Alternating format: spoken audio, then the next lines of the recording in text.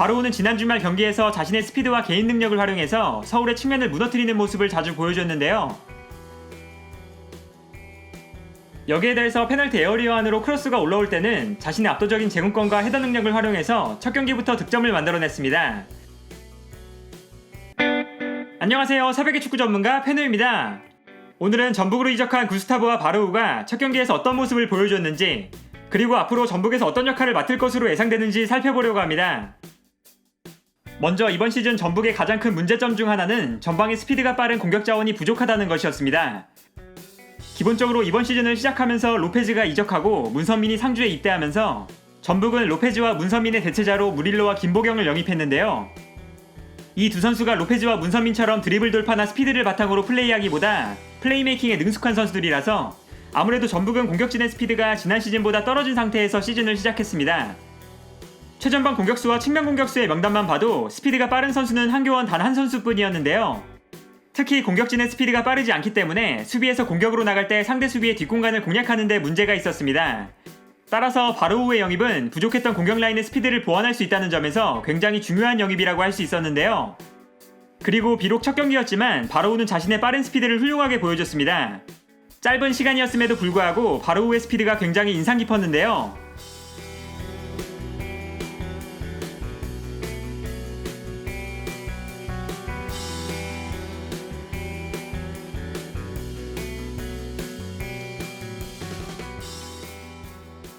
여기에 더해서 바로우가 측면에서 상대 수비를 무너뜨릴 수 있는 개인 능력을 갖추고 있다는 것이 전북이 바로우를 영입한 이유라고 할 수 있습니다.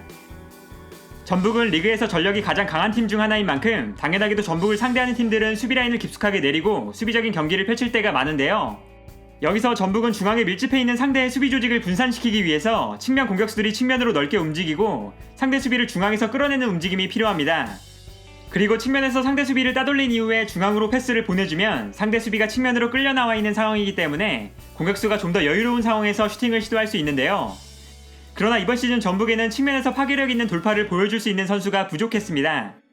특히 무릴로나 김보경 같은 선수들은 중앙으로 들어와서 공격의 연결고리가 되어주는 유형의 선수들이었고, 상대팀 입장에서는 김보경과 무릴로를 따라 들어오면서 오히려 중앙에서 수비를 좀 더 단단하게 밀집시킬 수 있었습니다. 따라서 전북이 수비적인 팀을 만났을 때 수비를 분산시키는 플레이에 서투른 모습을 보여주면서 수비를 공략하는 것에 굉장히 어려움이 많았는데요. 모라이스 감독이 김보경을 시즌 초반 측면 공격수로 활용하다가 결국에는 중앙 미드필더로 배치하고, 무릴로도 최근 측면 공격수가 아니라 공격형 미드필더로 활용하면서 쿠니모토를 왼쪽 측면 공격수로 활용하는 것은 결과적으로 김보경이나 무릴로가 측면에 배치되었을 때 측면에서 공격적인 파괴력이 부족했기 때문이었습니다. 그리고 이러한 측면에서 바로우가 가진 개인 능력이 부족한 전북의 측면 공격을 보완해줄 수 있습니다. 바로우는 지난 주말 경기에서 자신의 스피드와 개인 능력을 활용해서 서울의 측면을 무너뜨리는 모습을 자주 보여줬는데요. 전북에서 첫 경기였음에도 불구하고 바로우의 측면 돌파가 전북의 공격 작업에 큰 힘이 되어줄 것이란 사실을 확인할 수 있었습니다.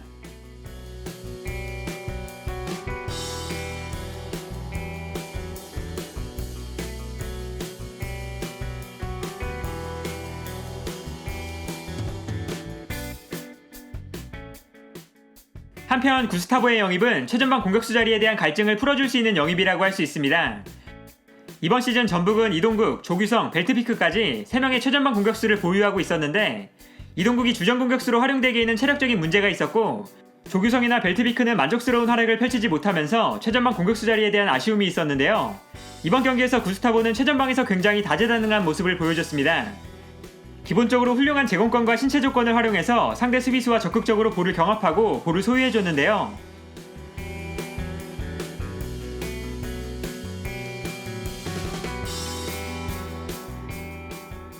특히 경기장을 활발하게 돌아다니면서 볼을 받아주고 전북의 공격을 풀어주는 모습까지 보여줬습니다.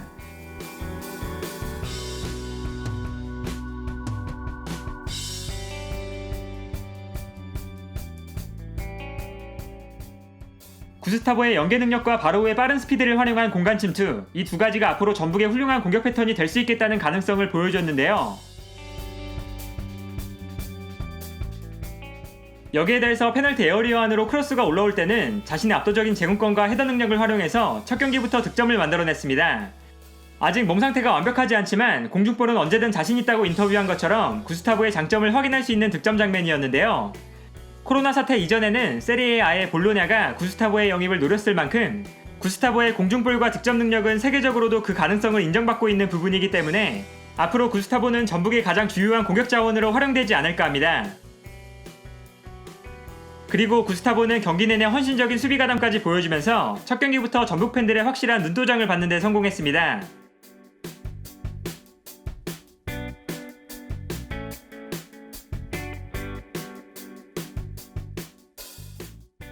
결과적으로 바로우와 구스타보 이 두 선수의 영입은 전북이 경기를 운영하는 데 굉장히 큰 도움이 되어줄 것으로 예상되는데요. 특히 공격적으로 아쉬운 시즌을 보내고 있었던 만큼 바로우와 구스타보라는 특급 공격수의 영입은 전북의 단점을 완벽하게 보완할 수 있는 영입으로 보입니다. 과연 전북이 공격 자원의 영입의 힘으로 어떤 경기력을 보여줄 수 있을지 이번 시즌 K리그1의 우승 경쟁이 점점 더 흥미로울 수밖에 없는 포인트가 아닐까 합니다.